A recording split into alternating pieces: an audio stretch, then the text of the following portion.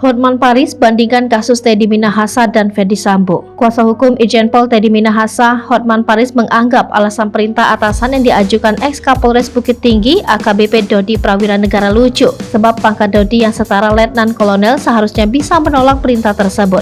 Disampaikan Hotman Paris di Ditnarkoba Polda Metro Jaya pada Rabu 23 November. Hotman mempertanyakan mengapa Dodi Prawiranegara, seorang Letnan Kolonel, bisa diperintah berjualan sabu. Hotman membandingkan kasus kliennya dengan Ferdy Sambo. Menurutnya, selisih pangkat antara Teddy dan Dodi memungkinkan Dodi untuk menolak perintah atasannya. Tidak seperti dalam kasus Ferdy Sambo, yang mana ada selisih pangkat antara Irjen, Barada, Bribka, dan Brigadir. Pada Rabu 21 November telah berlangsung pemeriksaan konfrontasi antara Teddy dengan Dodi CS. Menurut Hotman, pemeriksaan konfrontir antara Teddy Minahasa versus Dodi Prawiranegara CS dalam kasus peredaran sabu ini adalah permintaan dari Kejaksaan Tinggi setelah Kejaksaan memberikan status P19 untuk tersangka Dodi, Anita atau Linda, dan Arif, bukan untuk Teddy.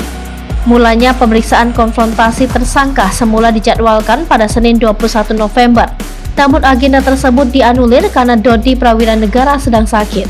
Pengacara Dodi, Adril, mendapat informasi bahwa Dodi kurang sehat sejak Sabtu 19 November. Hingga kemarin Dodi masih sakit sehingga dia meminta kepada penyidik Direktorat Reserse Narkoba mengundurkan jadwal konfrontasi.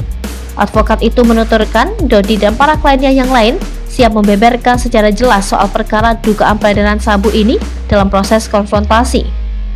Penyidik akan mempertemukan Dodi dan mantan Kapolda Sumatera Barat Irjen Teddy Minahasa untuk mencari keterangan yang lebih jelas.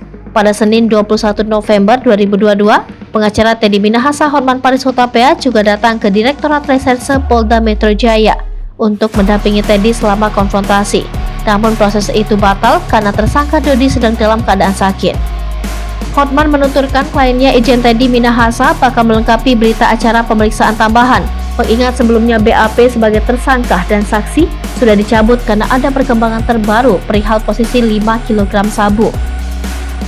Irjen Teddy Minahasa diduga mengendalikan peredaran narkoba jenis sabu seberat 5 kg dari Bukit Tinggi, Sumatera Barat.